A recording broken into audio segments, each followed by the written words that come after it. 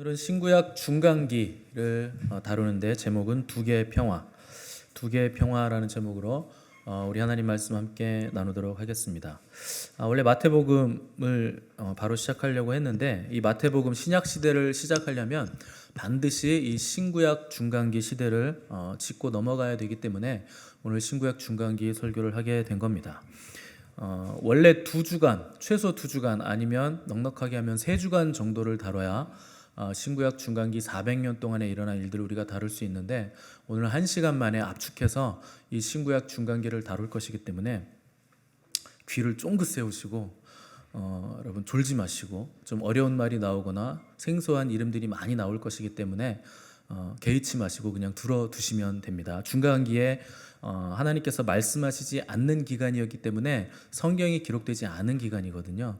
그래서 우리가 모르는 역사들에 대한 이야기이기 때문에 여러분들 생소하실 수도 있습니다. 그래도 들어주시면 다 들어두시면 마태복음 신약 시대를 딱 시작할 때 이런 배경이 있어서 이런 일들이 있었구나 하는 걸 여러분들이 이해하실 수 있기 때문에 오늘 설교가 중요한 겁니다. 자, 구약 성경이 끝날 때 세상의 제국은 페르시아 제국이었습니다. 근데 신약 성경으로 딱 넘어오시면 말라기에서 마태복음으로 딱 넘어오시면 어떤 제국이 등장하는가? 로마 제국이 등장합니다. 그래서 우리 주님이 활동하시던 시대는 로마 시대였거든요. 근데 페르시아 제국이 끝나고 로마 시대로 바로 넘어갔지만 중간에 중간기 400년 동안에 300년 동안 가장 찬란한 문화를 꽃피웠던 헬라 제국, 알렉산더가 일으킨 그리스 로마 헬라라는 제국이 있었습니다. 그런데 성경에서는 그 제국을 찾아볼 수가 없는 이유는 말씀드린 대로 중간기였기 때문에 기록으로 남아있지가 않은 겁니다. 근데 이 기간에 나타난 이 알렉산더의 헬라 제국은 유대 땅 예루살렘과 굉장히 밀접한 관련을 가지고 있기 때문에 이것을 우리가 설명을 하고 넘어가야 됩니다. 첫 번째 지도 한번 보여주세요. 자, 다니엘서 설교를 성실하게 잘 들으신 분들은 이 지도가 무슨 지도인지를 기억을 하실 겁니다. 헬라 제국의 지도인데 가장 강력했던 셀레쿠스 왕조와 프톨레미 왕조, 이집트 쪽에 프톨레미 왕조가 둘이 150년 동안 싸웠고 그 중간에 고래 싸움에 새우등 터지듯 중간에 끼어있는 이스라엘은 항상 전쟁터가 돼야만 했다 하는 것을 제가 이미 설명을 드린 바가 있습니다. 근데 셀루쿠스 왕조가 150년 전쟁 이후에 드디어 유대 땅을 셀루커스 왕조, 저 분홍색 왕조가 점령을 하고 통치를 하게 됐습니다. 그때 서쪽에서는 서방에서는 로마 제국이라는 거대한 세력이 급부상을 하고 있었습니다.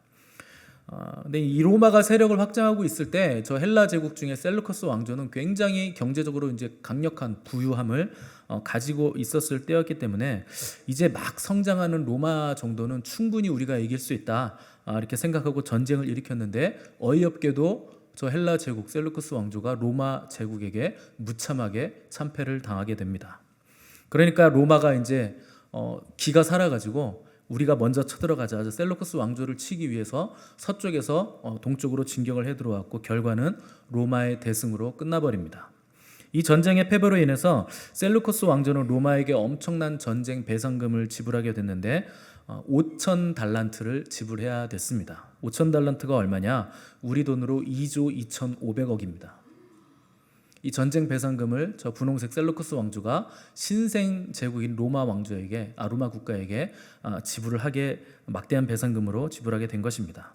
그런데 이 셀루커스 왕조가 이 배상금을 채우기 위해서 어떻게 했느냐? 신전들에 있는 모든 금들, 재산들을 다 압류하기 시작을 했는데 당연히 예루살렘에 있는 예루살렘 성전에 있는 그 모든 하나님의 기명들도 당연히 압류를 해갔던 겁니다. 나라 안팎으로 과도한 이 재산 압류에 시달리던 국민들의 원성이 자자해지니까 이때 셀루코스 왕조의 왕인 안티오코스 3세가 암살당합니다. 그리고 나서 새로운 왕이 등장했는데 그가 바로 우리가 다니엘서에서 살펴봤던 적그리스도 안티오코스 4세인 에피파네스입니다. 이 에피파네스가요 이집트의 프톨레미 왕조, 저 밑에 있는 이집트 지역을 호시탐탐 노리다가 2번의 이집트 원정을 떠나게 되는데 거의 이집트 정복을 눈앞에 둔 상황에서 로마가 동쪽에서 서쪽에서 개입을 하는 바람에 정복이 좌절됩니다. 이때 이미 로마는 지중해 전 지역을 자기들 앞마당으로 삼을 만큼 세력이 확장돼 있었기 때문에 그런데 두 번째 지도 보시면 이게 로마의 지역입니다. 지금 셀루커스 왕조가 있던 지역은 여러분들 보시기에 오른쪽 아래 조금 확대해 보시겠습니까? 오른쪽 아래지요. 네, 오른쪽 아래 보시면 시리아가 있고 예루살렘이 있죠. 근데 이쪽 지역이 셀루커스 왕조고 로마를 이제 다시 축소해 보시면 로마는 지중해 바다 지역을 전체를 다 먹으면서 지중해는 우리 집 앞마당에 있는 호수다 이렇게 세력을 확장해 나가고 있었습니다. 자, 이집트 원정이 로마에 의해서 좌절되니까 이제 시리아 쪽으로 다시 집에 가자. 그리고 돌아가다가 그 중간에 예루살렘이 있잖아요. 유대 땅이. 그래서 거기에 이 에피파네스가 잠깐 들렸는데 이 유대 사람들은 헬라화 정책을 받아들이지 않고 자기네 유일신 사상, 하나님을 섬기는 사상에 아직도 젖어 있어서 에피파네스가 이것을 보고서 분노합니다. 그래서 유대인들을 핍박하기 시작했는데 우리가 다니엘서에서 이미 살핀 대로 매일 드리는 제사를 폐하게 하고 또 자기 생일을 기념해서 에피파네스 생일인 매월 25일에 성전에 돼지 피를 드리게 하고 또 돼지고기를 들고 다니면서 가증한 음식을 유대인들에게 먹이면서 반항적인 유대인들을 색출하기도 하면서 에피파네스는 조직적으로 유대 땅을 이제 핍박을 하기 시작합니다. 자, 이 유대인들을 모독하는 돼지고기 테스트, 여기에 이제 시골 지역까지 퍼져 나가기 시작했는데 유대 변방 지역에 모데인이라는 지역이 있거든요. 근데 거기에 마따디아라는 제사장에게 군사들이 찾아가서 돼지고기를 먹이려고 하니까 이 마따디아가 분노하면서 그들을 몰살해버리고 공문을 보내서 전 지역 유대 땅에서 이제 군사를 모집하기 시작합니다. 자, 이 마따디아의 제사장에게는요 5명의 아들이 있었는데 이때 이 반란군의 총사령관을 네 번째 아들인 엘 아자르가 총사령관에 임명됩니다. 근데 이 저항군의 세력이 생각보다 너무 강력해가지고 셀루커스 왕조의 이 에피파네스가 열이 받아가지고 당시 코끼리 부대를 이 반란군들을 진압해라 해서 보냈는데 뭐 지금으로 따지면 탱크 부대를 보낸 거죠. 그래서 이제 이 코끼리 부대를 보냈는데 엘 아자르가 혼자서 용맹하게 창으로 코끼리 목을 찌르고 가장 거대한 코끼리를 찌르고 목을 찔러서 코끼리를 죽였는데 코끼리가 죽을 때 그 밑에 깔려서 같이 전사합니다. 자, 그 다음 총사령관에 오른 사람이 이 셋째 아들인데 그가 그 유명한 유다 마카비입니다. 여러분들 들어보셨을 텐데 마카비 혁명이라는 걸 혹시 들어보셨을 겁니다. 자, 마카비 혁명의 주인공이 바로 셋째 아들인 유다 마카비라는 이 사람입니다. 그래서 이제 유다 마카비 혁명이 결국에 계속 승승장구하면서 성공을 하게 되고 유대 땅에는 이제 새로운 왕조가 세워지는데 이 마카비가 세운 왕조가 바로 하스몬 왕조입니다. 뭐 처음 들어보셨을 텐데 아마 유대 왕조에 그냥 하스몬 왕조가 있다 이렇게 생각하시면 됩니다. 자, 이 하스몬 왕조가요 권력을 가지게 되면서 이제 도를 넘는 야욕을 품고 어디를 공격했느냐? 이두메를 공격했는데 그게 어디냐면 에서의 후예들이 사는 그 에서의 후예들 땅이 이두메입니다. 근데 거기를 공격을 합니다. 이스라엘이. 근데 거기는 하나님이 이스라엘에게 절대 이 땅 넘보지 마라. 거기는 내가 에서에게 준 땅이다. 이렇게 명령하신 땅이라서 원래 거기 정복하면 안 되거든요. 근데 거기까지 정복을 해 들어가는데 명분이 필요했는데 왜 거기를 공격해 들어갔느냐? 그 명분이 바로 선교였습니다. 우리가 저 땅을 선교해야 된다. 그래가지고 하나님이 거기 침범하지 말라고 하신 그 땅까지 밀고 들어갔는데 결국 하스모니안 왕조가 그 이두메 땅을 점령합니다. 거기서 이제 정략 결혼까지 하게 되는데 이 일 때문에 하나님이 이스라엘 지역에 심판을 내리시는데 어떤 심판을 내렸는가? 이두메 출신 헤롯이라는 사람을 심판으로 이스라엘에게 내립니다. 자, 헤롯은요 굉장히 똑똑한 사람입니다. 정치적인 감각이 굉장히 탁월한 사람이에요. 예수님도 아무도 그렇게 부르진 않았는데 헤롯만큼은 예수님이 저 여우에게 뭐 전하라 이렇게 얘기하실 정도로 그 머리가 비상한 사람이에요. 자, 이 유대인과 이두메인의 피가 반반씩 섞인 사람이 헤롯인데 이 헤롯이요 로마의 줄을 대서 유대의 왕이 돼버리는데 하스모니안 왕조가 이두메를 차지했기 때문에 헤롯이라는 가시와 올무가 이제 나타나서 처음에는 이두메의 왕으로 헤롯이 이제 올라서게 됩니다. 자, 이 마카비 혁명의 주인공인 유다 마카비가 죽고 그 아들 요나단이라는 아들이 왕이 됐는데 이 왕은 한술 더 떠서 무슨 짓을 하느냐? 왕이면서 자기가 하나님에게 제사를 드리는 제사장직까지 겸해버립니다. 그러니까 하나님이 하지 말라고 하신 일을 이 두 번째 요나단이라는 아들 왕이 행했기 때문에 결국 이 왕조는 망하게 됩니다. 자, 이 하스몬 왕조가 제사장의 직분을 감당한 이유는 그들이 사독 제사장의 후손이기 때문에 그래요. 이 사독 제사장의 후손들을 뭐라고 부르느냐? 신약 성경에 보시면 사두개인이다 이렇게 부르는 겁니다. 이게 사독 제사장의 후예들입니다. 그러니까 신약 시대의 사두개인들은 귀족이면서 성전의 리더 그룹이었는데 이들이 사독 제사장의 후손이라 그래서 사두개인이라 부르고, 또 하나의 리더 그룹이 있었는데 가문의 지도자들로서 모세 오경과 선지서의 기록물을 가지고 메시아를 기다리던 사람들 바리새인들이 또 하나의 리더 그룹으로 있었습니다. 우리가 신약 성경에 가시면 바리새인들이 있고 서기관이 있고 사두개인들이 있습니다. 서기관들의 정체는 사실 그 유래가 어떤지 역사적으로 잘 알려지지 않았는데, 사두개인들은 사독 제사장의 후손으로 알려져 있고, 바리새인들은 가문의 리더 그룹들, 그리고 모세오경과 선지서를 다 믿고 메시아를 기다리는 사람들. 그런데 사두개인들은 사독 제사장의 후손으로서 모세오경만을 믿는 사람들입니다. 다른 성경들은 믿지 않는 사람들입니다. 이 두 파, 바리새파와 사두개파는 신약 성경에 보시면 끊임없이 둘은 대립합니다. 둘이 합쳐지질 않습니다. 대립이 완전히 폭발하게 된, 격발시키게 된 것이 있었는데, 사두개인이 이제 왕족이거든요. 이들이 이제 결혼식 때문에 대립이 폭발하게 됐는데, 하스몬 왕조 중에 알렉산더 야나이우스라는 사두개파 왕족이 있습니다. 이 사람이 자기 형수하고 결혼을 하기 위해서 결혼 계획을 세웁니다. 이때 마카비 혁명에 동조했던 저항 세력 중에 바리새인 중에 하시딤이라는 사람들이 있거든요. 여러분들 지금 예루살렘 가시면 까만 옷, 까만 모자 입고 머리 이렇게 따가지고 길게 내려놓고 그 통곡의 벽에서 이러고 계신 분들이 있어요. 기도하면서 계속. 이 하시딤이에요. 그 바리새인들입니다. 이 3,000명의 바리새파가 이 사두개인 알렉산더 야나이우스의 이 결혼을 극렬하게 반대합니다.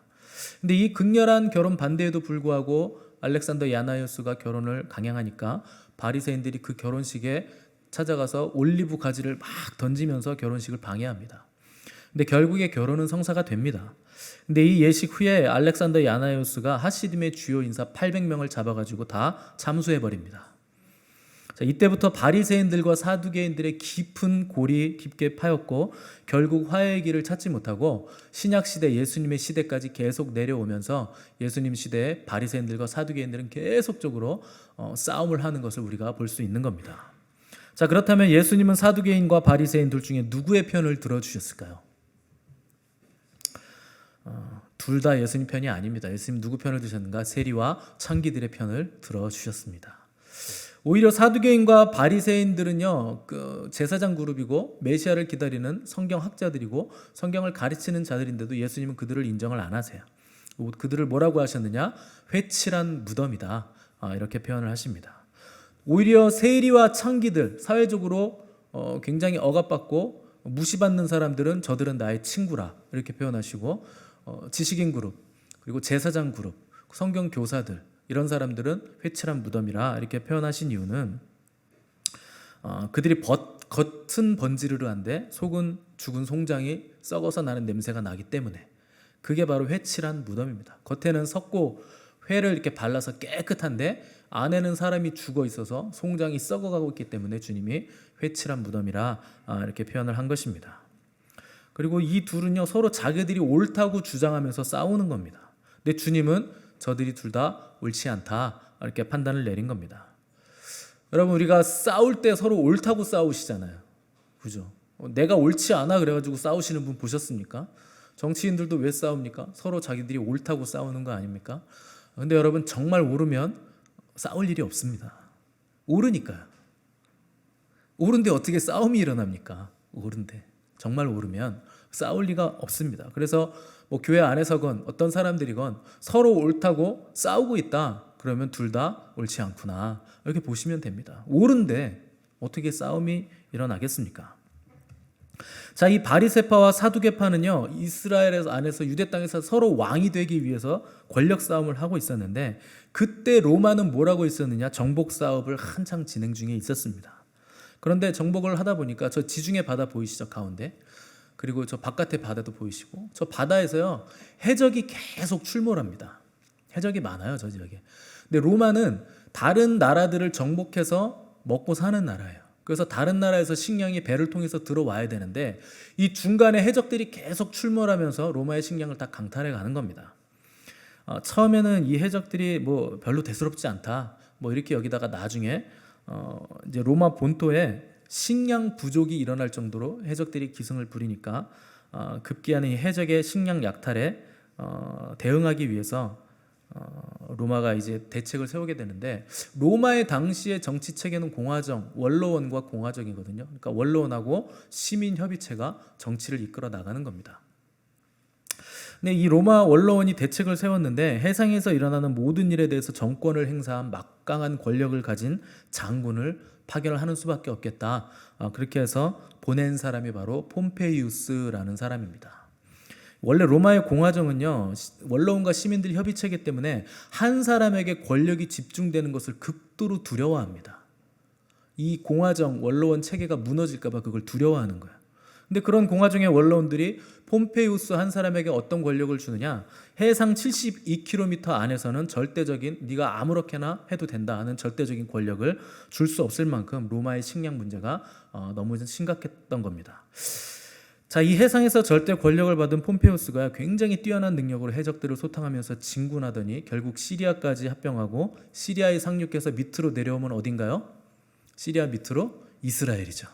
이스라엘까지 진격해서 들어갑니다. 폼페이우스가 유대 땅으로 들어왔을 때 이두메의 총독이었던 헤롯이요, 폼페이우스를 막 도와주면서 로마의 줄을 딱 대더니 예루살렘을 정복하는 데 굉장히 큰 공을 헤롯이 세웁니다. 이때 마카비 혁명으로 세워진 그 하스몬 왕조가요, 독립한 지 100년 만에 로마에 의해서 처참하게 무너져 내립니다. 이때 유대에서 왕이 되기 위해서 싸웠던 바리새파와 사두개파 둘 다 이 로마의 실제 권력자인 폼페이우스에게 줄을 대기 위해서 굉장히 애를 썼거든요. 근데 당시에 헤롯은 바리새파 쪽 사람이었어요. 그래서 결국 로마가 누구를 손을 지지해 주느냐, 바리새파 사람들의 손을 붙잡습니다.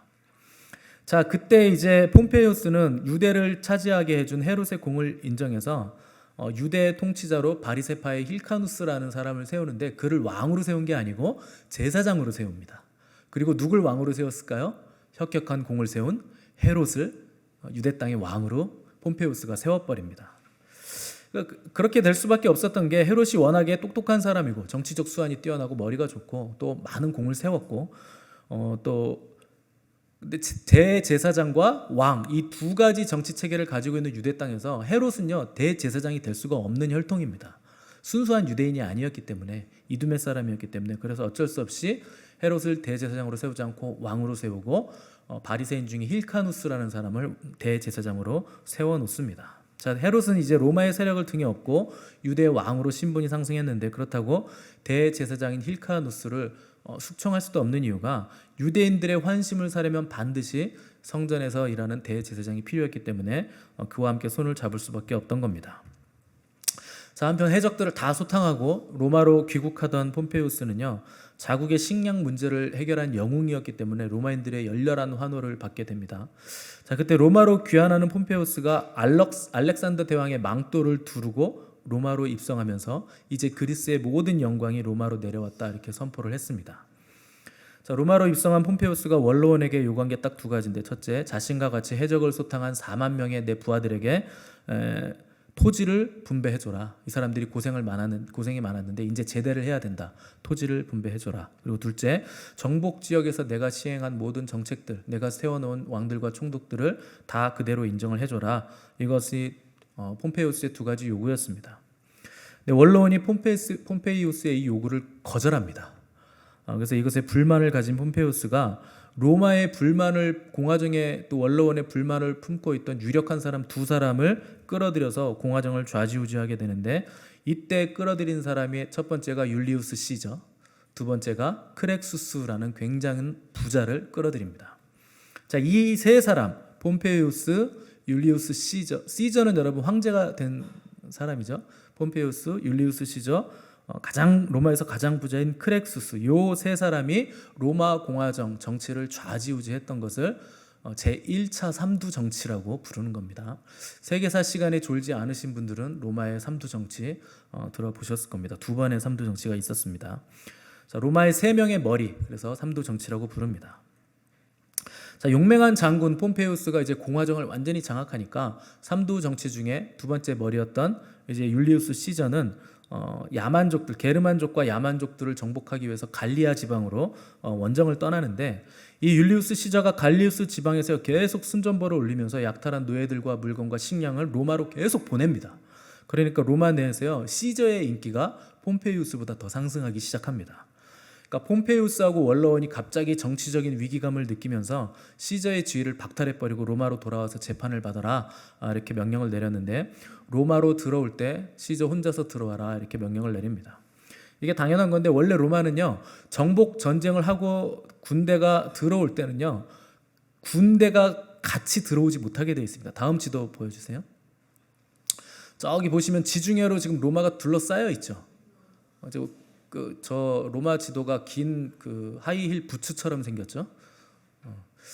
발에 부츠 신고 있는 것이 생겼는데, 지중해 바다, 저 바다에서 해군이 들어올 때는 해군 군대는 바다에 머물러 있고 장군만 육로로 들어오게 돼 있습니다. 그리고 육로로 들어올 때는 저 위에 루비콘 강이라고 보이시죠? 저 강을 넘어오지 못하게 돼 있습니다. 군대가 거기서 대기하고 있고, 군대는 대기하고, 지휘관만 혼자 들어와라, 몇 명 자기 부하들만 데리고 들어와라, 이렇게 법으로 정해져 있습니다. 왜 그러냐? 어떤 장군이건 정복 전쟁 이후에 군대를 끌고 들어오면 반역으로 간주를 하는 겁니다. 이 원로원은요, 공화정이 무너지는 것을 극도로 두려워했기 때문에 군대가 승승장구한 그 장군과 같이 들어오는 걸 절대 허락하지 않은 겁니다. 자, 시저는요, 자신의 용맹한 군사들과 함께 육로로 들어왔기 때문에 이제 루비콘 강을 건너지 않고 저 위쪽에서 대기하면서 긴 생각에 잠겼습니다. 들어와서 재판을 받으라고 하는 걸 보니 자기를 죽이려고 하는구나, 내 인기가 올라가니까 나를 제거하려고 하는구나, 이런 생각을 가지고 있으면서 긴 생각 한참을 고민하다가 마침내 결심을 하고 군대를 전부 다 무장시키고 루비콘 강을 건너버립니다. 그때 시저가 했던 말이 주사위는 던져졌다, 이 말을 하면서 루비콘 강을 군대와 함께 밀고 들어옵니다. 자, 원로원과 폼페이우스는요, 시저가 군대와 함께 루비콘 강을 건넜다 하는 소식을 듣자마자 혼비백산에서 뿔뿔이 도망을 쳤는데, 이 시저 군대의 용맹함을 당할 수 없다는 판단을 했기 때문에 다 도망을 간 겁니다. 시저는요, 군사들에게 전리품을 전부 다 나눠주는 덕장이었어요. 자기 거를 챙기지 않고 군사들에게 다 나눠줬습니다. 그래서 병사들은 시저 이 장군을 위해서는 목숨도 바치는 거예요. 그러니까 그만큼 용맹하고 충성스러웠기 때문에 우리가 이길 가망이 없다 해서 도망을 간 겁니다. 자, 이때 해상의 왕자였던 폼페이우스는 시저를 피해서 어디로 도망갔느냐? 이집트로 도망을 갑니다. 당시 이집트는 이제 톨레미 왕조의 마지막 왕조가 다스리고 있었는데, 그 유명한 클레오파트라가 자기 동생인 프톨레마이오스 14세와 권력 다툼을 하고 있었거든요. 근데 동생 프톨레마이오스 14세는 굉장히 어렸기 때문에 이 사람을 섭정하던 포티누스라는 사람이 있었습니다. 근데 포티누스가 도망쳐온 폼페이우스의 목을 잘라가지고 폼페이우스를 추격해온 시저에게 나흘 뒤에 이 폼페이우스의 목을 선물합니다. 자, 그러면 이 포티누스가 이집트를 먹을까봐 클레오파트라가 바짝 긴장을 했겠죠. 그래서 클레오파트라가 어떤 작전을 썼느냐? 로마의 실권을 장악한 율리우스 시저에게 자신을 카펫에 돌돌 말아가지고 선물로 갖다 바칩니다. 그래서 카펫을 들고 왔네 하고 펼쳤더니 그 안에 클레오파트라가 카펫에 말려 있었던 겁니다. 자, 알려지기로 클레오파트라는 절세 미녀에다가 머리까지 똑똑했던 초엘리트였는데, 이런 클레오파트라가 자기를 선물로 드렸으니 율리우스 시저는 사랑을 느낄 수밖에 없었겠죠. 자, 이로 인해서 클레오파트라는 시저의 아기를 이제 낳게 되고, 이 로마 황제 시저의 황자를 등에 업고 자신의 아들을 이제 로마 황제로 세울 계획까지 클레오파트라는 이제 찬찬히 세우게 됩니다. 자, 율리우스 시저가 로마를 완전히 장악해버리고 이집트에 머물면서 클레오파트라와 사랑에 빠져 있는 동안 시리아에서 반란이 일어납니다. 그래서 로마 원로원이 시저에게 불만을 토로하기 시작하죠. 그래서 시저가 그래? 그러면 내가 해결해 줄게 하고 자기 군대를 파견했는데, 이 시저의 군대가요, 시리아에 들어가서 닷새 만에 반란군을 싹 다 진압해 버립니다. 그만큼 용맹한 군대입니다. 이때 시저가 원로원에게 닷새 만에 반란군을 진압하고 나서 딱 3마디를 편지로 써서 원로원에게 보냅니다. 왔노라, 보았노라, 이겼노라. 이게 시저의 편지입니다. 이 시저가 항상 이 원로원의 간섭이 마음에 들지 않는 거예요. 그 시저는 처음부터 황제가 되고 싶은 남자였습니다. 근데 공공연하게 황제가 되고 싶은 자기 속내를 드러내니까 원로원은 이런 시저를 용납할 수가 없었고 결국 원로원이 시저를 암살할 계획을 세웠는데 시저의 양아들 중에 브루투스가 있거든요. 그래서 원로원과 브루투스 원로원 위원들이 모두 암살 계획을 세워서 칼을 품고 원로원 회의에 들어오는 시저에게 벌떼처럼 달려들어서 시저를 암살해 버립니다. 그러니까 20몇 명이 들어오는 시저를 덮쳐서 각자가 칼을 가지고 있으면서 암살을 합니다. 이때 시저가 죽기 전에 했던 말이 자기 양아들 브루투스를 보면서 브루투스 너 맞아 이러고 죽었다는 얘기가 있는데 이게 사실 실제로 했던 말은 아니고 셰익스피어가 그의 희곡 줄리어스 시저에서 이 대사를 써서 유명해진 말입니다. 자, 율리우스 시저 굉장한 사람이었는데 대단한 권력자였는데 양아들과 원로원의 단검에 손 한 번 써보지도 못하고 21군데를 찔려서 비명 행사합니다. 자, 그를 찌른 사람들은 친구, 동료, 추종자들, 자기의 양아들 이런 사람들이었어요. 그러니까 왜 그렇게 됐는가? 시저가 공공연히 공화정과 원로원을 무너뜨리고 자기가 황제가 되려는 야욕을 드러냈기 때문에 이런 암살을 당한 겁니다. 자, 시저의 사후에 그의 유언장이 공개됐는데 시저의 후계자로 20살도 되지 않은 다른 양아들 옥타비아누스가 시저의 후계자로 공개가 되게 됩니다. 이 어린아이가 훗날 아우구스투스라고 불리는 로마의 초대 황제. 오늘 우리가 누가복음 2장에서 읽은 첫 1절에 등장하죠. 그때 가이사는 시저, 카이사르라는 뜻이고 아구스도가 영을 내렸다 했는데 이 아구스도가 바로 아우구스투스, 이 옥타비아누스를 말하는 겁니다. 성경에 보시면 이 예수님의 부모인 요셉과 마리아가 호적 등록을 하기 위해서 오늘 본문에서 움직인다고 나오는데 아구스도가 이제 호적하라는 명을 내렸다 이렇게 나오죠. 왜 호적을 하라고 했는가? 이 로마가 거듭되는 정치 싸움과 내전으로 인해서요 국고가 바닥이 났습니다. 그래서 세금을 철저하게 걷어들이기 위해서 먼저 전부 다 호적을 철저하게 등록해라. 그래서 인원 파악을 먼저 하고 세금을 내는 사람 안 내는 사람을 정확하게 조사하기 위해서 호적을 등록하라 이렇게 명령을 내린 겁니다. 그래서 사복음서 보시면 계속 그 세리가 등장하죠. 왜 세리가 등장하냐면 로마 제국에게 세금을 갖다 바치는 현지 사람이 바로 세리입니다. 그러니까 우리말로 따지면 일제시대 보시면 그 완장차신 조선인 있죠. 동족의 고요를 쪽쪽 빨아먹으며 동족을 탄압하는 사람, 그 사람이 바로 세리예요. 로마에게 세금을 갖다 바치는데 로마는요 정해진 세금만 바치면 아무도 타치를 안 합니다. 그러니까 이 세리는요 자기 동족들에게 세금을 최대한 많이 걷는 거예요. 잔인하게 많이 걷으면서 로마가 야 너는 이 지역 세리니까 이 지역에서 1년에 10억만 바쳐. 그러면요 20억 30억 걷어서 10억 바치고 나머지 10억 20억은 자기가 먹어도 상관없습니다. 로마가 그런 정책을 폈기 때문에 세리가 그렇게 당시에 창녀와 마찬가지로 굉장히 사람들에게 욕을 먹는 직업으로 신약 성경에 계속 등장을 하는 겁니다. 그러니까 자국민의 고열을 빨아먹는 자들이었기 때문에 욕을 먹은 겁니다. 자, 로마는요 최고의 존엄자라는 아우구스투스라는 칭호를 옥타비아누스에게 부여를 합니다. 이것을 시작으로 황제를 신격화하기 시작했는데 공화정과 원로원은 황제를 그렇게 반대했으면서 왜 시저를 죽이고 난 다음에 시저의 후계자로 유언장에 공개된 사람을 황제로 세웠는가? 로마의 영토가 지나치게 확장되면서 시민협의체와 원로원의 그 정치력 가지고는 이 로마 제국을 다스릴 수가 없을 만큼 로마가 비대해집니다. 그러니까 이제는 권력자가 필요하다 이렇게 판단을 해서 시저가 죽기 전에 그려놓았던 청사진을 그대로 모방해서 가져와서 시저가 다 적어놨거든요. 황제가 되고 어떻게 내가 정치를 하겠다는 걸 적어놨는데 그걸 고스란히 가져와서 원로원이 그걸 채택해서 시저의 양아들 옥타비아누스를 초대 황제로 이제 등극을 시킵니다.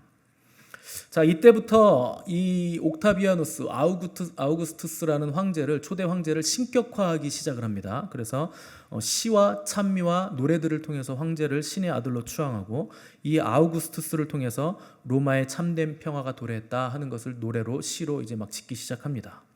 그래서 황제가 태어난 날의 해를 처음으로 이 해가 첫 해다 이렇게 지정을 하고 또 달력에 황제의 이름을 넣기도 하는 짓들을 벌인 겁니다. 우리 그래서 저번에 다니엘서하면서 살펴봤죠. 그래서 중간에 어거스트라는 달이 있는 이유는 아우구스투스의 이름이고 줄라이라는 7월의 이름은 줄리우스 시저의 이름을 따서 달력에 그 황제의 이름이 들어갔다 이렇게 말씀을 드렸습니다. 또 로마의 황제가 가져온 평화를 팍스 로마나라고 불렀는데, 이 팍스는 피스라는 뜻이고 로마나는 로마에라는 뜻입니다. 그러니까 로마의 평화라는 팍스 로마나를 계속 각인시켰는데, 향후 몇백 년 동안 유지된 전쟁 없는 세상을 만든 로마라는 뜻입니다. 그러면서 모든 땅에는 소산물이 가득하고 염소가 젖소에 젖을 가지고 집으로 돌아간다는 표현을 쓰면서 이런 시들과 노래로 아우구스투스의 탄생으로 드디어 세상에 참된 평화가 도래했다 하는 것을 노래하기 시작합니다. 그래서 이 아우구스투스의 탄생을 뭐라고 불렀느냐? 유앙겔리온이라 이렇게 불렀습니다. 유앙겔리온이 뭘까요? 기쁜 소식, 복음이라는 뜻입니다. 그러니까 로마 황제가 태어난 그 소식을 복음, 유앙겔리온, 기쁜 소식, 복된 소식이라 이렇게 불렀던 겁니다. 근데 팍스 로마나는요, 이 로마의 평화는 로마 사람들에게나 평화지 다른 나라들에게는요, 이거는 로마의 압제에 신음할 수밖에 없었던 거짓 평화고 전쟁과 압제였습니다. 이 거짓 평화를 노래하던 로마 시대에 참된 평화를 가져오실 분이 드디어 태어났는데, 그분이 바로 오늘 우리 본문에서 본 예수 그리스도, 우리 주님이 이 로마 시대에 태어나신 겁니다. 그러니까 로마의 초대 황제 아우구스투스 때, 옥타비아누스가 황제가 됐을 때 우리 주님이 태어나셨다 하는 겁니다. 근데 우리 주님은 로마의 황제들처럼 정복과 착취가 아니라 섬김과 희생으로 참된 평화를 가져오실 분이십니다. 로마 시대의 사람들은요, 이 로마의 팍스 로마나와 예수 그리스도께서 주시는 평화, 이 두 개의 평화 중에서 하나를 반드시 선택할 수밖에 없었습니다. 그래서 이 초대교회 성도들은요, 로마의 평화를 선택하지 않고 예수님의 평화를 선택했습니다. 그래서 그들은 예수님처럼 희생을 감수하는 삶을 살게 된 것입니다. 그래서 죽을 때까지도 사자에게 찢기고 칼에 찔리고 톱으로 켬을 당하고 십자가에 달려서 죽으면서도 끝까지 주님을 부인하지 않고 우리 예수님의 평화를 선택했던 사람들이 초대교회 성도들이었습니다. 자, 오늘을 사는 우리도 이 두 개의 평화 중에 하나를 선택해야 됩니다. 세상이 주는 평화를 선택할 것인가? 우리 주님이 주시는 참된 평화를 선택을 할 것인가? 세상의 것, 세상의 방법으로 남들을 밟고 올라서서 성공을 할 것인가? 정복하고 착취해서 나만의 평화 번영을 누릴 것인가? 아니면 낮아지고 또 낮아져서 또 섬기는 자리로 내려가서 하늘에서 땅으로, 또 땅에서 십자가를 지고 음부까지 내려가셨던 우리 예수님처럼 하늘로부터 오는 평화를 누릴 것인가 하는 것을 오늘 우리도 선택을 해야만 하는 것입니다. 자, 신구약 중간기 400년 동안에 두 개의 제국이 일어났습니다. 알렉산더의 헬라 제국은 특징이 있는데, 정복 지역의 헬라화를 위해서 헬라 문화를 퍼뜨렸습니다. 가장 강력한 문화를 퍼뜨리는 방법은요, 언어를 바꾸는 거예요. 그래서 이 알렉산더 제국의 헬라 제국은요, 가는 지역마다, 정복한 지역마다 언어를 헬라어로 바꿔버립니다. 그래서 이집트의 알렉산드리아에서 70인역이라는 성경이 헬라어로 쓰여지면서 신구약 성경을 이제 세계 모든 사람들이 읽을 수 있게 된 것이 헬라 제국의 가장 큰 공헌이었습니다. 자, 이로 인해서 성경이 이제 전 세계로 빠르게 퍼져나가게 되는 계기가 신구약 중간기 400년에 일어났던 일이었습니다. 자, 그 뒤를 이은 로마 제국은, 이 로마 제국은 세 가지의 특징으로 설명을 할 수 있거든요. 첫 번째, 로마는 하루아침에 이루어지지 않았다. 두 번째, 모든 길은 로마로 통한다. 세 번째, 로마에 가면 로마법을 따르라. 이게 로마의 세 가지 특징입니다. 자, 로마 제국은 하루의 아침에 이루어지지 않았다 하는 것은 자기들이 얼마나 위대한 전쟁을 거치면서 로마를 이뤘는가, 이걸 자랑하는 건데, 사실 로마는 전쟁과 암투와 암살, 또 모함으로 압제로 이루어진 나라가 바로 로마였습니다. 이 로마가 하루아침에 이루어지지 않은 것처럼 로마의 멸망도 하루아침에 일어난 것이 아닌데, 노예들이 많아지면서 로마인들이 일을 안 하기 시작합니다. 그래서 맨날 유흥, 파티하고 검투사들 불러다가 게임시키고 짐승하고 싸우게 만들고, 나중에 콜로세움 경기장에 바다 해상전까지 공연을 펼치면서 대중들을 위해서 공연을 했는데, 물을 콜로세움 전시장에 방수를 해서 물을 채운 다음에 거기서 배를 띄어서 해상 전투를 시연하는 장면까지 이 로마 콜로세움 극장에서 이루어지는 굉장히 다양한 문화 콘텐츠를 가지게 되면서 흥청망청하는 삶을 살게 됩니다. 또 동성애와 성적 타락으로 내부로부터 썩어서 서서히 붕괴하기 시작하면서 로마는 결국 무너져 내렸습니다. 자, 두 번째, 모든 길은 로마로 통한다는 말은 로마 제국만의 굉장히 독특한 특수성인데, 원래 제국이요, 다른 나라를 정복할 때는 성을 쌓습니다. 그래서 국토를 방어하죠. 근데 로마는 성을 안 쌓습니다. 로마는 뭘 하는가? 모든 정복 지역에 로마로 통하는 길을 냅니다. 자, 로마의 길 한번 보여주십시오. 이게 로마가 만든 길의 그 설계도거든요. 로마는요, 영토를 지키려고 급급한 제국이 아니라 모든 자기들의 정복 지역까지 무조건 이 길을 내서 빠르게 왕래할 수 있는 도로를 내서 뻗어 나가려고 하는 성질을 가지고 있었습니다. 그것도 그냥 길이 아니고 땅을 깊게 파서 모래, 자갈, 돌 이런 걸 순서대로 다 채웁니다. 그리고 나서 손으로 깎아 만든 평평한 박석을 가장 위에 깝니다. 지금 보시면 가운데 저 도로는요, 찻길이에요. 왕복 1차로 마차가 가운데에서 왕복으로 다닐 수 있는 길이고 양쪽으로 나 있는 길은 인도입니다. 저기 로마가 깐 길이에요. 그리고 가운데 그 레일처럼 나 있는 건 수로입니다. 그래서 물이 다 빠져나갈 수 있도록 수로까지 길에 다 저렇게 설치를 해놓은 겁니다. 배수로죠. 자, 로마의 도로들은요, 틈이 존재하지 않습니다. 그래서 물이 그 도로로 흡수가 되지 않아요. 그래서 수로를 만들어 놓은 거예요. 물 빠지라고. 그러니까 그만큼 길을 완전 방수가 될 수 있도록 촘촘하게 만들어 놓은 겁니다. 완성도가 너무나 높았기 때문에 중세 시대 때는요, 사람들이 이 로마 시대 깔았던 돌이 너무 좋으니까 이 돌을 다 빼갔어요. 그럼에도 불구하고 상당히 아직도 그럴싸한 모양이 지금 이 시대까지 남아있는 도로가 로마의 도로입니다. 자, 두 번째 길 보여주세요. 이런 식으로 돌을 깔아놓은 겁니다. 굉장하죠. 대부분의 이탈리아의 간선 도로는요, 예전에 로마 제국이 깔아놓은 길을 그대로 지금 사용을 하고 있습니다. 조금 보수해서 그 위에 뭘 깔거나 그 위에 아스팔트를 덮는 식으로만 사용하지 그때 냈던 그 길 그대로 지금 사용을 하고 있는 겁니다. 이런 식으로 로마가 만든 길이 몇 킬로냐? 8만 킬로가 넘습니다. 8만 킬로 여러분 상상이 되십니까? 서울에서 부산까지 500킬로입니다.